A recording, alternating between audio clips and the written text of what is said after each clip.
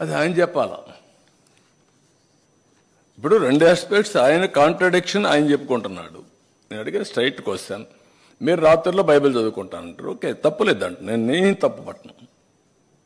That is your right. Day time చదువుకోవచ్చండి, ఇది రాత్రి చదవడం ఓకే. క్రిస్టియన్ ఒప్పుకున్నాక అక్కడ డిక్లరేషన్ ఏమంటున్నాం, ఎందుకు ఇవ్వు అని అడుగుతున్నాం. అంటే మీరు ప్రజల మనోభావాల్ని దెబ్బతీసే విధంగా ప్రవర్తించే హక్కు మీకు ఎవరు ఇచ్చారంటున్నాను నేను అంతవరకే.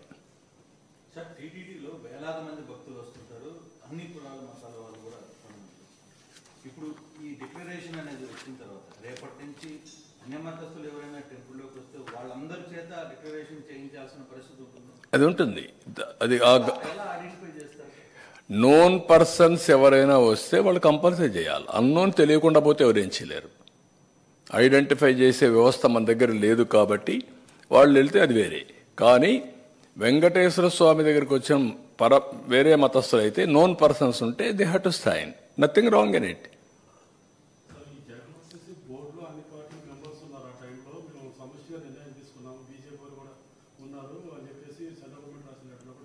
అన్ని బీజేపీ రికమెండ్ చేసిన సభ్యులను కూడా బోర్డులో పెట్టుకున్నాము.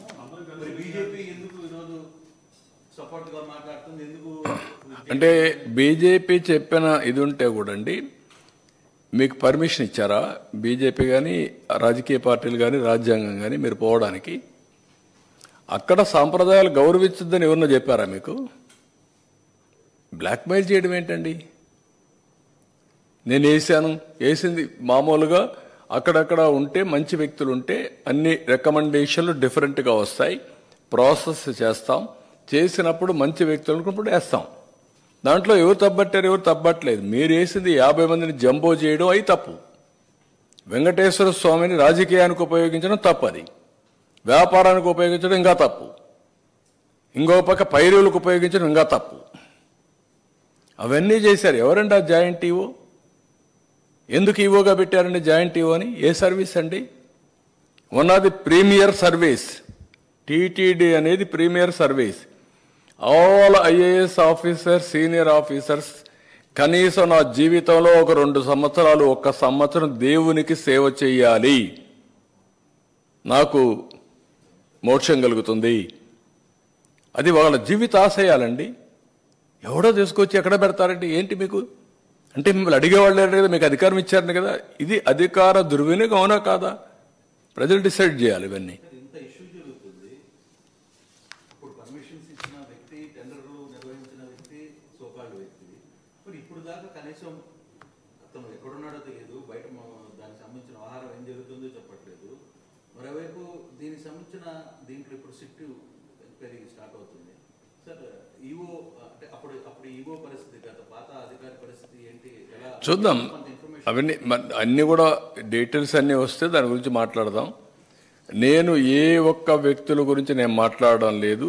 సాంప్రదాయాలు, రూల్స్, కొద్దిగా అక్కడ జరిగే అవకతవకలు, ఆ విషయాలే మాట్లాడుతాం. దీంట్లో ఎవరు ఇన్వాల్వ్ అయినా వాళ్ళందరిపైన చట్టపరంగా యాక్షన్స్ ఉంటాయి. I'm very clear. నెయ్యి విషయమే కాదు,